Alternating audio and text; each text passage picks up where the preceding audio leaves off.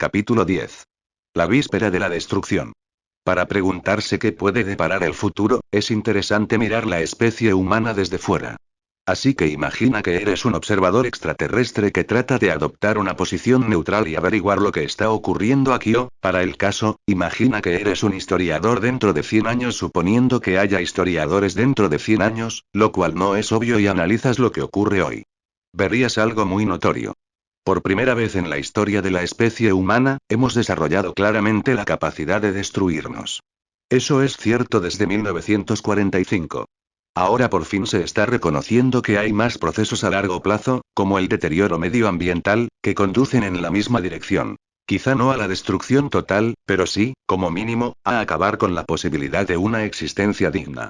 Y hay otros peligros, como las pandemias, que tienen que ver con la globalización y la interacción.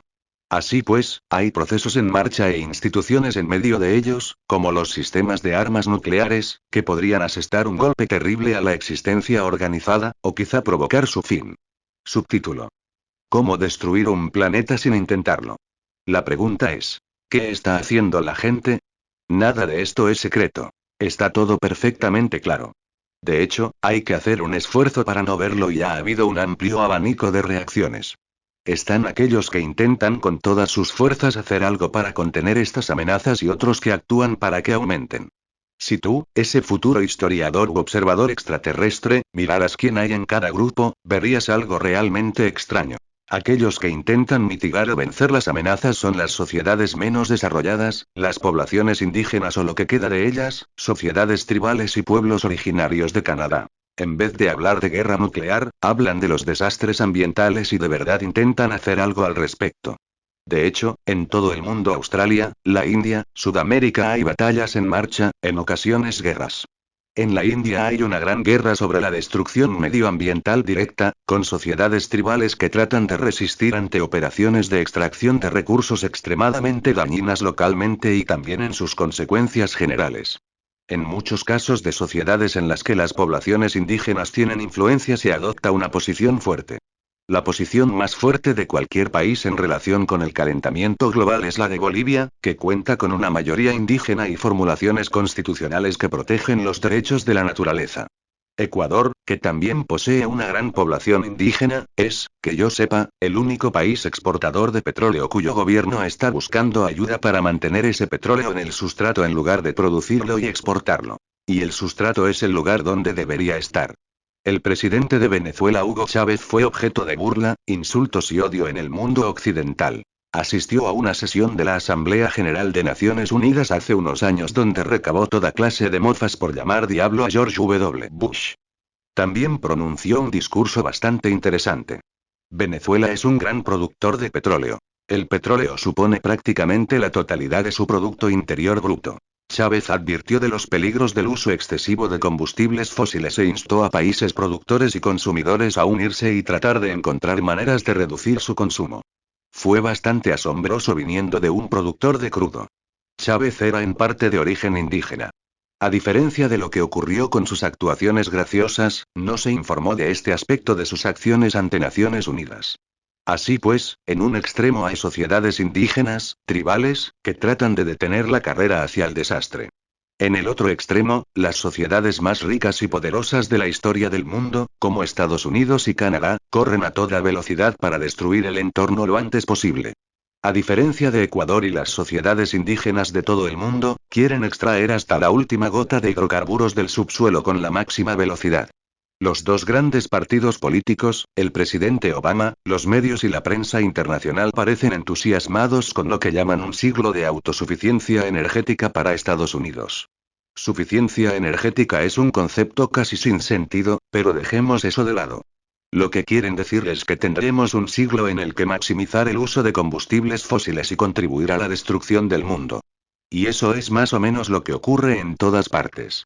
Cierto es que Europa está haciendo algo para desarrollar energías alternativas. Entretanto, Estados Unidos, el país más rico y más poderoso en la historia del mundo, es el único entre alrededor de un centenar de países relevantes que no tiene una política nacional para restringir el uso de combustibles fósiles y que ni siquiera tiene objetivos de energías renovables. No es porque la población no lo quiera.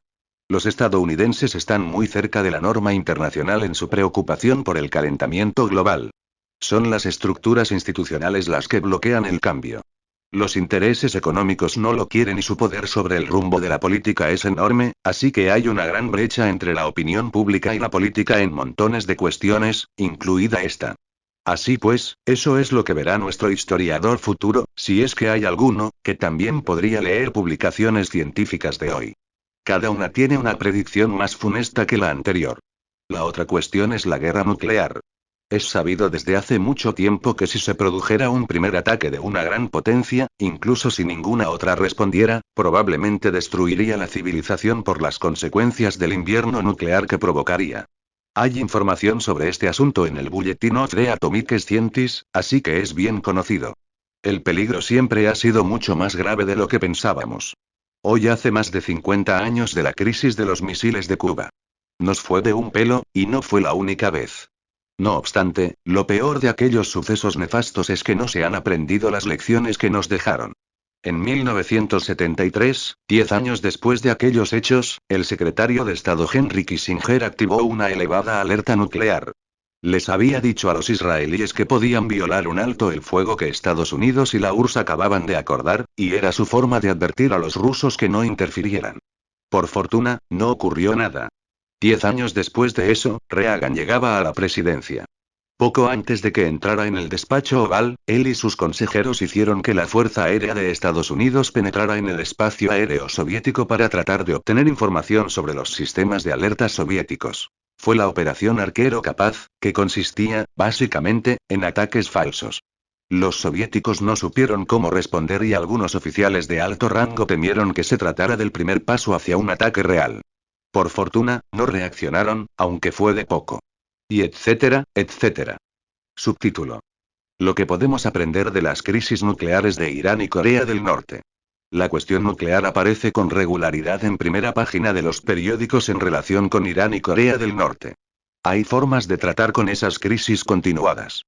Puede que no funcionen, pero, al menos, se podría intentar. Sin embargo, no se consideran. Ni siquiera se informa de ellas. Tomemos el caso de Irán, que se ve en Occidente no así en el mundo árabe ni en Asia como la mayor amenaza a la paz mundial. Se trata de una obsesión de Occidente y es interesante investigar las razones, pero dejaré eso de lado aquí. ¿Hay alguna forma de enfrentarse a la que supuestamente es la mayor amenaza a la paz mundial? En realidad, hay unas cuantas. Una forma, bastante sensata, se propuso en una reunión de los países no alineados en Teherán en 2013. De hecho, solo reiteraban una propuesta que ha estado sobre el tapete durante décadas, planteada en particular por Egipto, y que ha sido aprobada por la Asamblea General de Naciones Unidas. La propuesta consiste en avanzar hacia el establecimiento de una zona libre de armas nucleares en la región. Esa no sería la respuesta a todo, pero sería un bonito y significativo paso adelante. Y había formas de actuar. En diciembre de 2012 tenía que celebrarse una conferencia internacional en Finlandia, bajo los auspicios de la ONU, para tratar de poner en marcha un plan de esas características. ¿Qué ocurrió? No se encuentra nada de eso en los periódicos, porque solo se informó de ello en la prensa especializada. A principios de noviembre, Irán accedió a asistir a la reunión. Un par de días después, Obama canceló la reunión diciendo que no era el momento adecuado. El Parlamento Europeo hizo pública una declaración que llamaba a seguir adelante, como hicieron los países árabes. No sirvió de nada. En el noreste de Asia la historia se repite. Corea del Norte podría ser el país más loco del mundo. Es desde luego un buen candidato a ese título. Pero tiene sentido tratar de descubrir qué hay en la mente de personas cuya actuación es demencial. ¿Por qué se comportan de ese modo? Pensemos qué haríamos en su lugar. Imagina qué significó la guerra de Corea de principios de la década de 1950, que tu país quedara completamente destruido, arrasado por una enorme superpotencia, que además se vanagloriaba de lo que hacía. Imagina la huella que dejó atrás. Ten en cuenta que es probable que los mandatarios de Corea del Norte leyeran las publicaciones militares de la superpotencia en las que explicaban que como en Corea del Norte se había arrasado todo, se enviaría la Fuerza Aérea a destruir los enormes embalses que regulaban el suministro de agua a todo el país. Un crimen de guerra, por el que en Nuremberg se dictaron sentencias de muerte, por cierto. Aquellas publicaciones oficiales hablaban con entusiasmo de lo maravilloso que era ver el agua anegando los valles y a los asiáticos huyendo para tratar de sobrevivir. Las publicaciones estaban exultantes con lo que el ataque significaba para aquellos asiáticos. Horrores que no podemos ni imaginar. Significaba la destrucción de la cosecha de arroz, lo cual, a su vez, significaba hambruna y muerte. ¡Qué magnífico! No está en nuestro banco de memoria, pero sí en el suyo. Volvamos al presente. Hay una interesante historia reciente. En 1993, Israel y Corea del Norte avanzaban hacia un acuerdo en virtud del cual Corea del Norte dejaría de enviar misiles o tecnología militar a Oriente Próximo e Israel reconocería el país. El presidente Clinton intervino y lo bloqueó. Poco después, en represalia, Corea del Norte llevó a cabo una pequeña prueba con misiles, a consecuencia de lo cual llegó, en 1994, a un acuerdo marco con Estados Unidos por el que detuvo la investigación nuclear. Ambas partes respetaron, más o menos, el acuerdo. Cuando George W. Bush llegó al poder, Corea del Norte tenía, quizás, un arma nuclear y no se podía verificar que estuviera produciendo ninguna más. Bush lanzó inmediatamente su militarismo agresivo y amenazó a Corea del Norte, el eje del mal y todo eso, de manera que el país volvió a trabajar en su programa nuclear. En el momento en que Bush abandonó el poder, Corea contaba con entre 8 y 10 armas nucleares y un sistema de misiles, otro gran logro neocon. Entretanto, han ocurrido otras cosas. En 2005, Estados Unidos y Corea del Norte llegaron a un acuerdo por el cual Corea tenía que poner fin al desarrollo de todas sus armas nucleares y misiles. A cambio, Occidente, sobre todo Estados Unidos, proporcionaría un reactor de agua ligera para sus necesidades médicas y terminarían las declaraciones agresivas. A continuación, firmarían un pacto de no agresión y avanzarían hacia la reconciliación. El acuerdo era muy prometedor, pero casi de inmediato Bush lo socavó. Retiró la oferta del reactor de agua ligera y puso en marcha planes para obligar a los bancos a dejar de efectuar transacciones norcoreanas, incluso las perfectamente legales. Los norcoreanos reaccionaron reactivando su programa de armas nucleares. Y así han ido las cosas. El patrón es bien conocido y aparece continuamente en los medios de comunicación especializados de la corriente principal. Dicen. Es un régimen muy loco y su política es la del ojo por ojo. Haz un gesto hostil y responderemos con algún gesto hostil demencial. Haz un gesto reconciliador y lo devolveremos de alguna manera. Últimamente, por ejemplo, ha habido ejercicios militares conjuntos entre Corea del Sur y Estados Unidos en la península de Corea. Desde el punto de vista de Corea del Norte debían de parecer amenazadores, y a todos nos lo parecerían si se hubieran realizado apuntando a nosotros, en Canadá. En el curso de esos ejercicios, los bombarderos más avanzados de la historia, B-2 y B-52, llevaron a cabo ataques furtivos con bombas nucleares simuladas justo en la frontera de Corea del Norte. Seguramente esos ataques dispararon las mismas alarmas que tiempo atrás. Los norcoreanos recuerdan algo del pasado y por eso reaccionan de manera muy agresiva y extrema. Sin embargo, lo que llega a Occidente de todo eso es lo locos y lo espantosos que son los dirigentes de Corea del Norte. Sí, lo son, pero eso no es la historia completa. Así es como va el mundo. No es que no haya alternativa. Es que no se adopta ninguna alternativa. Es peligroso. Así que la imagen que se me dibuja del mundo no es bonita. A menos que la gente haga algo. Siempre podemos hacer algo.